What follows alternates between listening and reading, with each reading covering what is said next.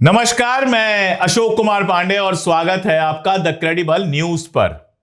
चाहे वो उत्तराखंड हो चाहे बिहार हो, कोई अंकिता भंडारी का मामला उठा ले या फिर बिहार में नीट छात्रा के साथ जो कुछ हुआ उसका मामला उठा ले, सरकार दोषियों को सजा देने की जगह, आरोपियों की जांच करने की जगह जो आवाज उठाते हैं उनके खिलाफ ही कार्रवाई करती हुई दिखाई देती है। भारतीय जनता पार्टी की सरकारों का यह नियम बन गया है कि जो आवाज उठाए उसके ऊपर ही कार्रवाई करो, और इसी तरह से पप्पू यादव को गिरफ्तार किया गया है बिहार में।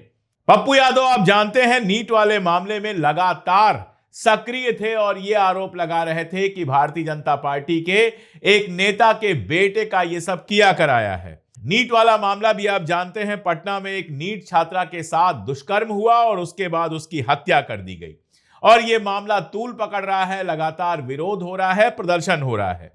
पप्पू इस मामले में लगातार एक्टिव थे, हेल्पलाइन नंबर जारी किया था और कई ऑडियो क्लिप जारी किए थे जो उन लोगों के थे जो इसमें जुड़े हुए थे, और साथ में ही इलाज पर लापरवाही का आरोप लगाया था। पप्पू यादव ने यह भी आरोप लगाया था कि इस मामले में एक बड़े बीजेपी नेता के बेटे की भूमिका है और इसी वजह से सरकार अपराधियों को बचाने का काम कर रही है। पप्पू यादव ने कहा था कि शंभू गर्ल्स हॉस्टल के संचालक मनीष कुमार रंजन पहले से ही पटना के अंदर सेक्स रैकेट चला रहे हैं, और इस तरह से पप्पू यादव लगातार यह मुद्दा उठा रहे थे। जिसके बाद शुक्रवार की देर रात, 6 फरवरी 2026 की देर रात, 31 साल पुराने मामले में, 30 + 1 31 साल, 3 दशक पुराने मामले में पप्पू यादव को गिरफ्तार कर लिया गया। पुलिस ऐसे पहुंची थी जैसे पूछिए मत कितने बड़े अपराध में उनको उठाया जा रहा है।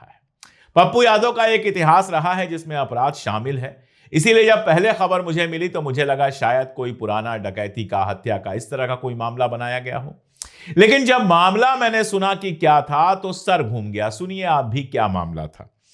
मामला यह था कि 1995 में एक केस दर्ज हुआ था। यह केस किस बात का था? गर्दानी बाग पुलिस स्टेशन में पप्पू यादव के ऊपर आरोप यह लगाया गया था कि उन्होंने एक मकान किराए पर लिया था, और यह किराए पर जो लिया था यह धोखाधड़ी से लिया था। धोखाधड़ी मतलब कम पैसे में नहीं लिया था, वो भी सुन लीजिए।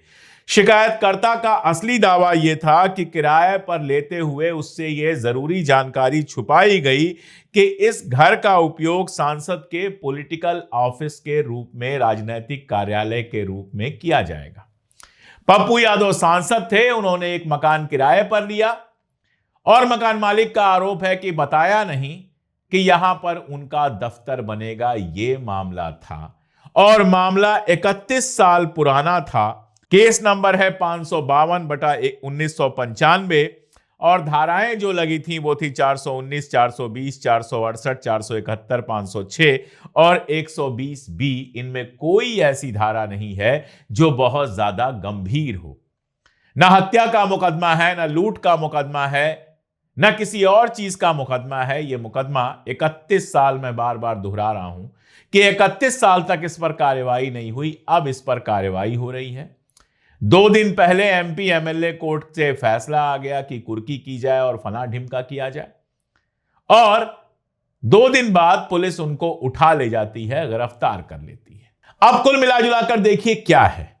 नीट की एक छात्रा के साथ जो कुछ हुआ बिहार में सब जानते हैं। अब यह लगभग वैसा ही मामला है जैसा अंकिता भंडारी के साथ हुआ था। अंकिता भंडारी के मामले पर महापंचायत बुलाई जानी थी, उसके पहले ही दुनिया भर की सांप्रदायिक घटनाएं होने लगी।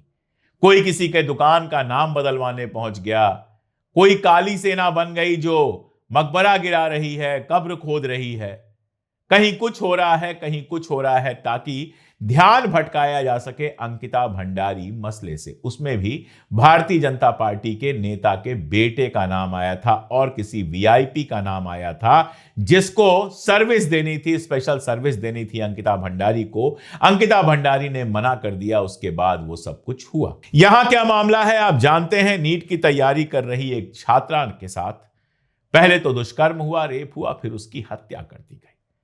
और जब यह मामला तूल पकड़ा तो पता चला कि पटना के हॉस्टल्स में इस तरह की कार्रवाइयां हो रही हैं। कई सारे वीडियो आए, कई सारे लोगों ने छिप के वीडियो बनाया और दिखाया, स्टिंग ऑपरेशन किया और दिखाया कि ऐसे दलाल घूम रहे हैं पटना में जो इन हॉस्टल्स की लड़कियों का सौदा कर रहे हैं। जाहिर तौर पे मामला बड़ा बना। लोग बड़ी उम्मीद से अपने बच्चों को बाहर पढ़ने भेजते हैं, तैयारी करने भेजते हैं। लड़कियां भी खुल के बाहर आईं और इस मामले में पप्पू यादव ने लीड ली।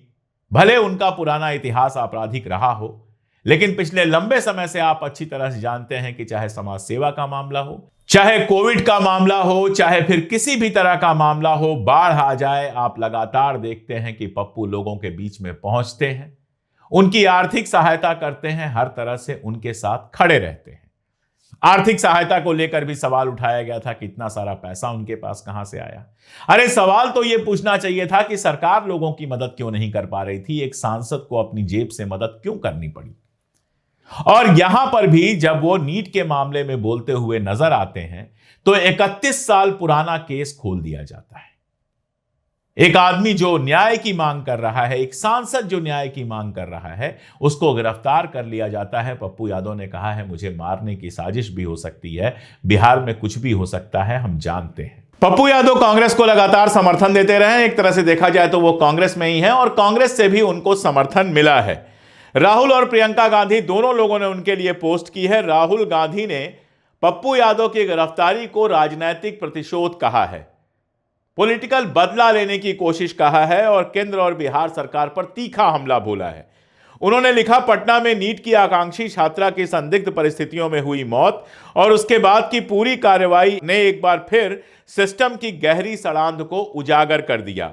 पीड़ित परिवार ने जब निष्पक्ष जांच और न्याय की मांग की तो वही पुराना भाजपा एनडीए मॉडल सामने आ गया। केस को भटकाओ, परिजनों को प्रताड़ित करो और अपराधियों को सत्ता का संरक्षण दो। इस बेटी के लिए न्याय की आवाज बनकर साथी सांसद पप्पू यादव जी मजबूती से खड़े हुए। आज उनकी गिरफ्तारी साफ तौर पर राजनीतिक प्रतिशोध है ताकि जवाबदेही मांगने वाली हर आवाज को दबाया और डराया जा सके। यही तो हो रहा है। जो सवाल उठाए, जो गलत की मुखालिफत करे, उसके खिलाफ ही केस कर दो। उत्तराखंड में देखिए, वो बाबा गारमेंट सेंटर के जो बूढ़े व्यक्ति थे उनको बचाने के लिए जो बंदा गया, दीपक कुमार, उसी के खिलाफ केस हो गया, उसको ही घेरने की कोशिश की जा रही है। और यही मामला बिहार में पप्पू के साथ हो रहा है। प्रियंका गांधी ने भी लिखा कि पटना के हॉस्टल में नीट की तैयारी कर रही छात्रा के साथ रेप और हत्या का मामला झकझोर देने वाला है। यह केस सामने आने पर सरकार का रवैया उससे भी ज्यादा खौफनाक है। एफआईआर दर्ज होने से लेकर जांच और कार्रवाई तक सब कुछ संदिग्ध बना दिया गया है। यह सब किसे बचाने के लिए किया जा रहा है?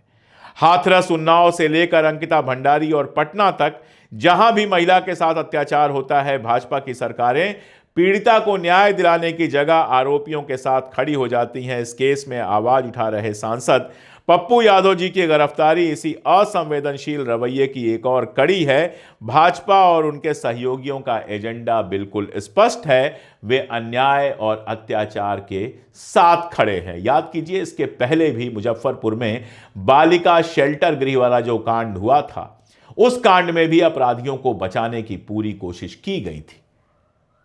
आप सोच के देखिए, ये कैसी सरकारें हैं जो अपराधियों को सजा दिलाने की जगह उनको ही बचाने पर लग जाती हैं और जो उनकी आवाज उठाए उसको गिरफ्तार करने, उसकी आवाज दबाने की कोशिश करती हैं।